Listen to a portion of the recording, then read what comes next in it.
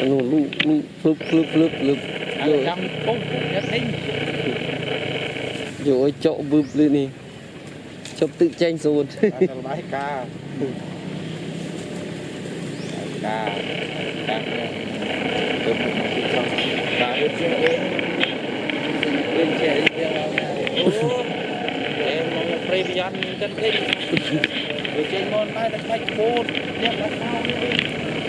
đây thọt trên phi đây mình mới càng như sẵn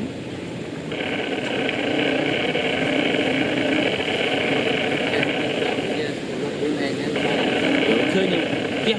thắp tôn đợi thứ nhà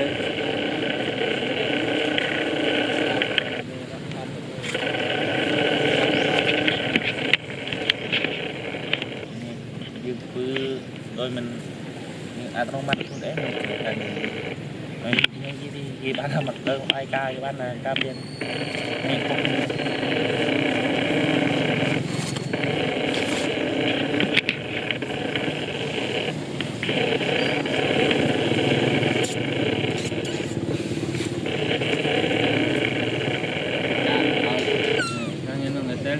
chào biết đây nè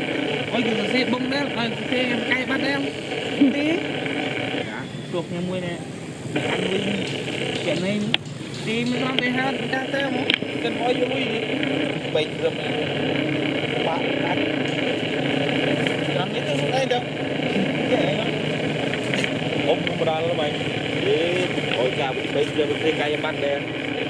ơi semi các bạn đâu tệ tóc thì bây giờ sẽ cái bạn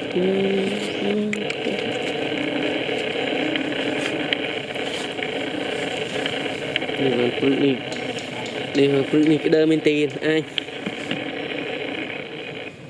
sập đòn bên này đi cách sập đòn đi một cách mát đòn fruit đây